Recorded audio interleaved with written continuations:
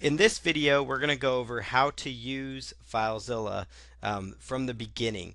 So the first thing at this point, you should have downloaded and installed FileZilla and have it opened up on your computer. There's a couple things right off the bat when you get it opened up.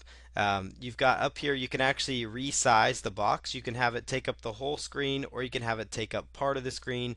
It's completely up to you what you feel most comfortable with. So again, just like regular files that you're used to working with or programs, just click up here to minimize or expand the screen.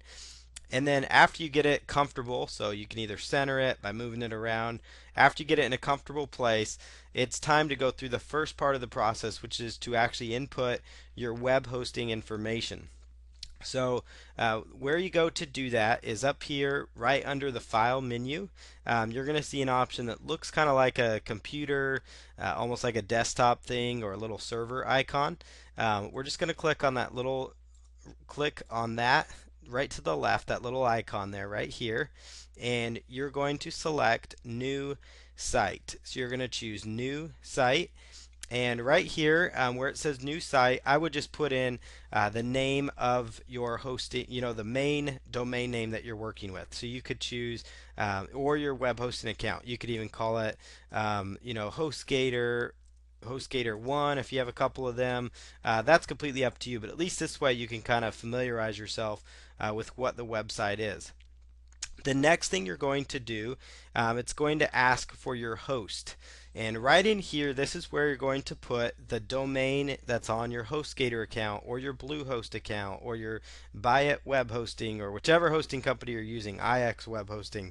This is where you're going to put in your host name, which is going to be the top level domain that's on your account. So if you registered, like when you register your HostGator account or any major hosting company, you're typically going to give them a domain name that you're going with. So you're going to put in your main domain right in there. So your main domain right here. This is the domain again that you registered. So put it in. No HTTP is needed.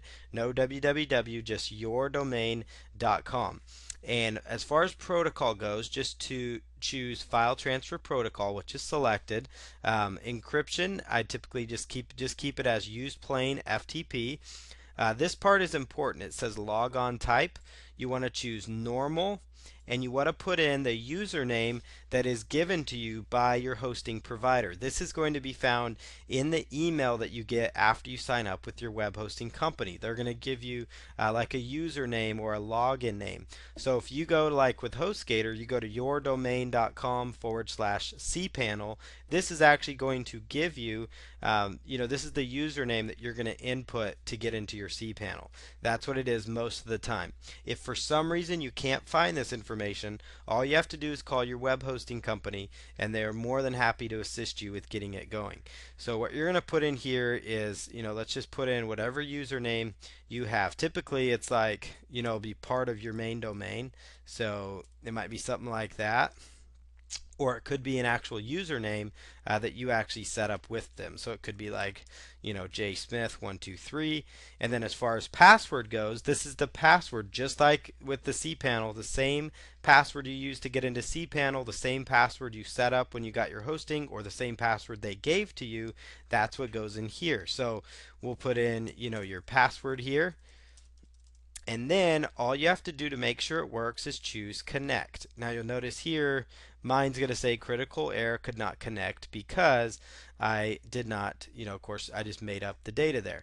So again, you just go right over here to that little button, you choose new site, and you go through the process that I just went through.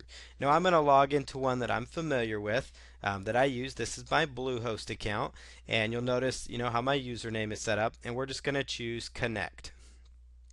So again, in the future, once this is all set up for you, you'll notice I manage a lot of different websites and entities just because I have various website clients and those types of things. But in your case, it's going to be super simple because you're probably just going to have one, maybe two or three at the most web hosting companies. And if you do some work for other people, then you can actually have as many as you want in here. So in the future, all you have to do is come right in here, right up here where it says Open Site Manager. So after you set it up, do the one-time setup, all you're going to do is come in here and you're going to hit that little scroll down and choose whichever hosting company you want to work with. So I'm just going to click on that. You should see green over here, and right here everything should populate. So the left hand side, this is on your computer. Right hand side, this is on your website hosting company. So in the next video we'll go over how to actually work with the backend and understand what you're going to find on your web hosting server.